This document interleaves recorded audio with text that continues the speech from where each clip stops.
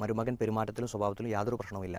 എന്നാൽ മകളുടെ അസുഖം, പേരക്കുട്ടികളുടെ അസുഖം, അവരുടെ പഠന ചിലവ്, മറ്റു സ്വന്തം ആവശ്യങ്ങൾ എല്ലാം സ്വന്തം വീട്ടിൽ ചിലവഴിക്കാനാണ് പറയാറുള്ളത്. ഉദാഹരണം, അവൾക്കോ കുട്ടികൾക്കോ അസുഖമാകുമ്പോൾ വീട്ടിലോട്ട് പറഞ്ഞുവിടും. ആദ്യമൊക്കെ അവരുടെ കാര്യങ്ങൾ പ്രയാസമില്ലാതെ നടന്നിരുന്നു.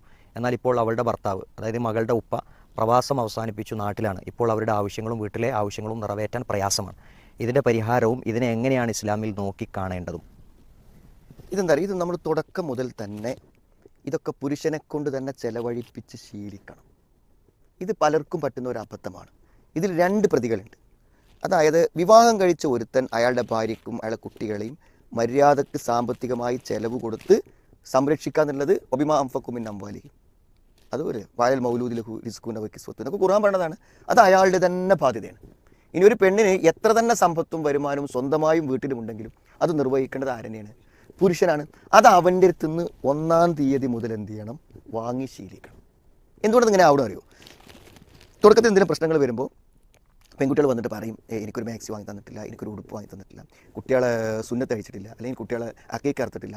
അപ്പോൾ എന്ത് ഇവർ അതുപോലെ മരുമകനോട് പറയുന്ന ഒരു വിഷമം ഒഴിവാക്കാൻ വേണ്ടി എന്ത് ചെയ്യും? അതൊക്കെ ഇവർ ചെയ്യും.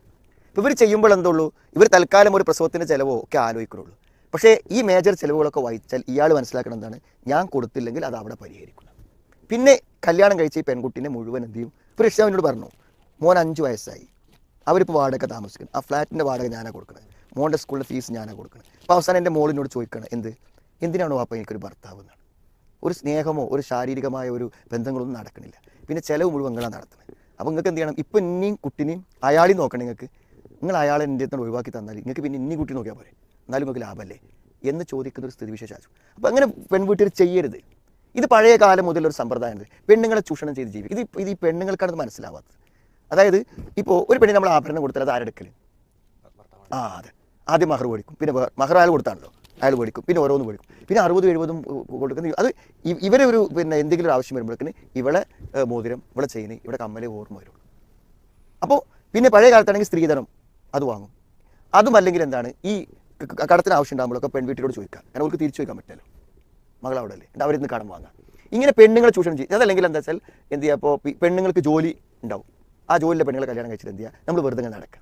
എന്നിട്ട് അവരുടെ അക്കൗണ്ട് പോലും നമ്മുടെ അക്കൗണ്ട് ആക്കി മാറ്റിയിട്ട് എന്ത് ചെയ്യുക, അങ്ങനെ ആ പൈസ ഉപയോഗിച്ചിട്ട് അങ്ങനെ നടക്കുക. ഇവൾ പണിയെടുക്കുക, ഈ പണം കൈകാര്യം ചെയ്യുക. ഇതിന് തികച്ചും മാറ്റം വരെയുള്ള അനിവാര്യമാണ്. അപ്പോൾ ഒന്ന് ഈ പെൺവീട്ടുകാരെന്ത് ചെയ്യും? പൈസ കൊടുക്കും. അപ്പോൾ സ്വാഭാവികമായിട്ട് ഇവൻ എന്ത് ചെയ്യും? അതൊരു ശീലമാവും. അതില്ലെങ്കിൽ ഈ പെൺകുട്ടി എന്ത് ചെയ്യും? ഇത് ചോദിക്കാനുള്ള മടി കൊണ്ട് ഭർത്താക്കനോട് ഇങ്ങനെ ചോദിച്ചിട്ട് കിട്ടൂല.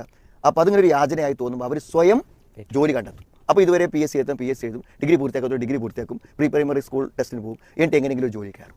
എന്നിട്ട് എന്ത് ചെയ്യണം? ഇവനെ എന്ത് ചെയ്യും? ഇവന് സ്വസ്ഥായല്ലോ.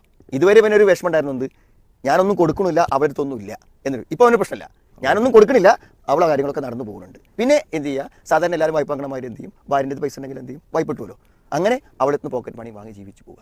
ഈ ഒരവസ്ഥ ഉണ്ടാവരുത്. അവൻ ഭർത്താവായി നിലനിൽക്കുന്നുണ്ടോ അവൻ ചിലവാക്കേണ്ടത് അവൻ ചിലവാക്കണം. അത് ഭാര്യ വീട്ടിലും കൊടുക്കാൻ പാടില്ല, ഇവളും കൊടുക്കാൻ പാടില്ല.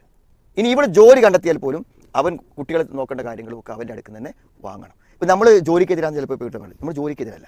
അതായത് ജോലി ഉണ്ടെങ്കിലും ഇല്ലെങ്കിലും അവളുടെ പൂർണ്ണമായ സംരക്ഷണം ആരെ ചുമതലയാണ്? അവിടുത്തെ പൈസ ഉണ്ടായിക്കോട്ടെ, സ്വതം കൊടുക്കാമല്ലോ, അവൾ ജോലി ചെയ്തോട്ടെ. ആ പണം കൊണ്ട് എന്ത് ചെയ്യാം? ഇയാൾ ചിലവഴിക്കാത്ത മറ്റു പല കാര്യങ്ങളും നമുക്ക് ജീവിതത്തിൽ സന്തോഷങ്ങൾ അനുഭവിക്കണം. ഒരു നല്ല കാറ് വാങ്ങി, എന്താ പ്രശ്നം? നമുക്കത് സഞ്ചരിച്ചൂടെ? ഞാൻ പറഞ്ഞ എക്സ്ട്രാ കിട്ടുന്ന പണം കൊണ്ട് നമ്മുടെ പേര് സ്ഥലം വാങ്ങിയിട്ടു, അല്ലെങ്കിൽ സ്ഥിര വരുമാനം ഉണ്ടാക്കി, അതിനൊന്നും പ്രശ്നമുണ്ടോ? ഞാൻ പറഞ്ഞ ഇയാൾ കൊടുക്കേണ്ട ചിലവ് എന്ത് ചെയ്യണം? അയാൾ തന്നെ കൊടുക്കണം. അത് കൊടുക്കാതെ ശീലിപ്പിച്ചാൽ ആ ശീലങ്ങൾക്ക് അവസാനം ഉണ്ടാവും.